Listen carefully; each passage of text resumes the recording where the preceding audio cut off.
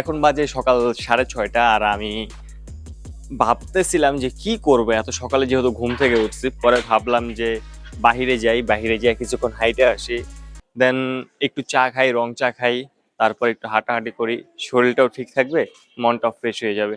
তো তার জন্য এখন উঠায় যে হাঁটাহাঁটি করতেছি, যে সামনে একটা চার দোকান আছে, এখন চার দোকানে যাবো আর কিছু খাবো। এখন মনে করেন সকালে ঘুম থেকে উঠছি তো কিছু করার নাই, তো দেন এটা করব, তারপরে কিছুক্ষণ হাঁটাহাঁটি করব, তারপরে আবার বাসায় যেয়ে হয়তো কিছু খাওয়া দাওয়া করব, দেন গোসল করে ভার্সিটি যাব। এই তো আজকে এটাই কাজ। সকাল সকাল চা দোকান খুলে ফেলছে উনি, 6টার দিকে সম্ভবত দোকানটা খুলছে। তো আমি এখন যাই, আপাতত চাটা খাই। তো চার দোকানে এখন আমি বসে আছি আর ভাবতেছি যে শুধু চা খাবো নাকি একটা সাথে রুটি খাবো। তো মামাকে বললাম, আচ্ছা মামা একটা দুধ চা দেন, সাথে একটা রুটি দেন। তো মামা এখন এই যে দুধ চা বানাচ্ছে, আর সাথে একটা বন রুটি নিব আমি, কারণ এমনি অনেক রুটি আছে এখানে। দেন কোনটা ভালো লাগতেছে না, যে চার সাথে যেহেতু খাবো তো বন রুটিটা আর কি ভালো হবে এর সাথে। একটা এই যে আমি বন রুটি নিতেছি। এই মামা, এই বন রুটি কত? এই বন রুটির প্রাইসটা হচ্ছে 10 টাকা, আর চা 10 টাকা। তো মোট আজকে 20 টাকা দিয়ে আমি সকাল সকাল একটা নাস্তা করতেছি, অনেক সুন্দর। তো ফার্স্টে রুটির প্যাকেটটা ছিঁড়তে পারতেছিলাম না, কারণ আশেপাশে কিছু ছিল না, তো হাত দিয়ে ছিঁড়তেছি। যাক, ভালো ভালো হয় না, একটু বাঁকা হয়েছে, ছিঁড়া সমস্যা নাই।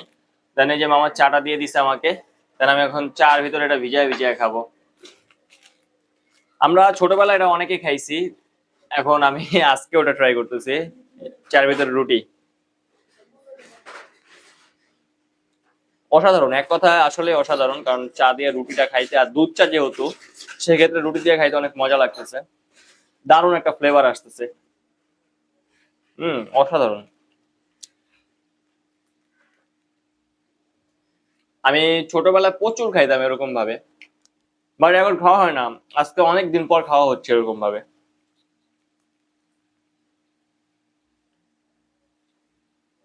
আমার রুটি খাওয়া শেষ, দেন চা অল্প আছে, তো এখন এটা কি ফালাই দিব? অবশ্য না, অবশ্য চাটা এমনিই খেতে হবে, কিছু করার নাই। কারণ সকাল সকাল যদি বেশি রুটি খাই সেক্ষেত্রে একটা গ্যাসের প্রবলেম দেখা দিতে পারে, যার জন্য এখন আর বেশি খাইতেছি না, শুধু চাটাই খেয়ে ফেলি। আর চাটা খাওয়া হইলে আমি একটু হাঁটার জন্য বের হবো, তো হাইটা পরে বাসায় ঢুকবো। আমার বিল হয়েছে 20 টাকা, আর আমি 50 টাকার একটা নোট দিছি, তো মামা আমাকে 30 টাকা ফেরত দিতেছে। তো এখন আমি টাকাটা নিয়ে পকেটে ঢুকাইলাম, দেন হাঁটার উদ্দেশ্যে রওনা দিয়ে দিলাম। এখন আমি কোথায় যেতে পারি এত সকাল সকাল ভাবতেছি।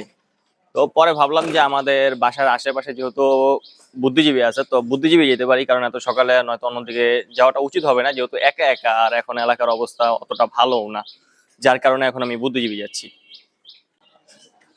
একজন মানুষের সুস্থ থাকার জন্য নিয়মিত ব্যায়াম করা প্রয়োজন, আই মিনস হাঁটা প্রয়োজন। সকাল সকাল যদি একজন মানুষ নিয়মিত রেগুলার হাঁটে, তো তার দেখা গেল অনেক কিছু, অনেকগুলো রোগ থেকে সে মুক্তি পেতে পারে, যেরকম আপনার ডায়াবেটিস হওয়ার সম্ভাবনা কম থাকে, আরো অনেকগুলো, সাথে ব্যায়ামও হয়ে যায়, কারণ সকালের পরিবেশটা এমনিও ভালো, মনটাও ফ্রেশ হয়ে থাকে।